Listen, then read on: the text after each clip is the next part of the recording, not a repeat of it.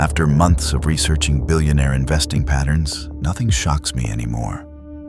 Not the islands they buy, not the passports they collect, not even the bunkers they're quietly building in New Zealand. But every once in a while, I find something that hits me differently. Something so unsettling that I have to stop and ask myself, wait, they're buying what? Because over the last decade, the ultra-rich have shifted billions into something you and I use every single day. Water. Not bottled water. Not water companies. Actual water rights. Our story begins far from Wall Street. Not in a boardroom, but in dusty farmlands across Arizona, California, Australia, and Chile. Places where private companies and billionaire investors quietly bought up land.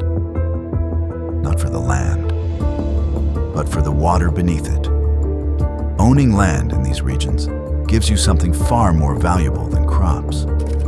Legal rights to extract water. Water that towns depend on. Water that farms rely on. Water that controls entire local economies. And quietly, billionaires realized, whoever controls water controls everything. The story really starts with an old law from the 1800s called first in time, first in right, meaning the first person to claim a water source owns it forever. Billionaires figured something out. If you buy the farmland, you inherit the water rights forever.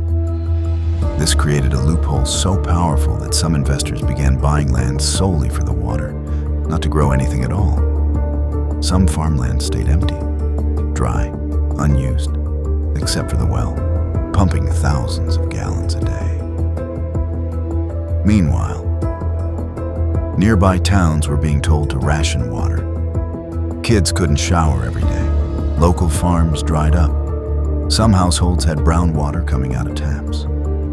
But the billionaire owned wells, still pumping, still extracting, still protected by 1800s water rights. In 2018, everything escalated. Wall Street created something nobody believed would happen in real life. Water futures. A financial product that lets investors bet on the future price of water. Meaning, if drought gets worse, if cities run out of drinking water, if farmers can't irrigate their crops, investors make money. Yes, scarcity is profitable now. Only Wall Street could look at a drought and say, interesting opportunity. But the twist doesn't stop there. Private firms began buying water upstream of small towns, meaning the investor legally gets first access, even if locals run dry. Strategy number 1, buying farmland for water, not crops. Bill Gates became America's largest private farmland owner, but he wasn't the only one. Private funds began scanning satellite maps for water-rich farmland. They weren't growing crops, they were growing water portfolios. Strategy number 2, water banking.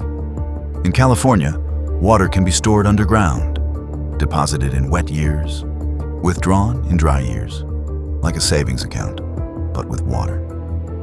Some investors began trading these credits like stocks. Strategy number 3, private water investment funds. This is the darkest part.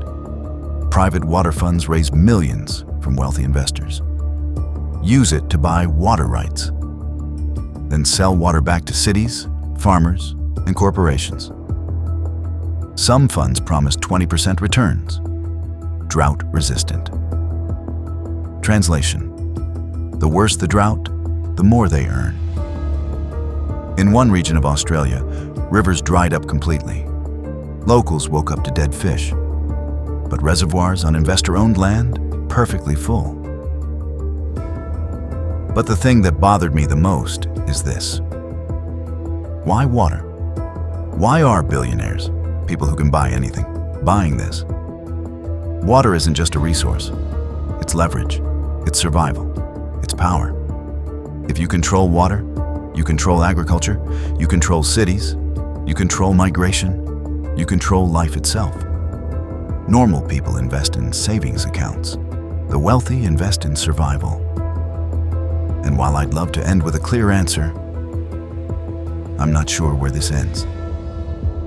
Maybe governments step in. Maybe regulations tighten. Or maybe billionaires simply move the game even deeper underground. Into desalination monopolies, offshore funds, or private aquifers. But one thing is certain. Water is no longer just a resource. It's an asset, a commodity, a weapon. And the wealthy aren't buying it because they're thirsty. They're buying it because they know something the rest of us don't. This is Busy Money. Have a good night.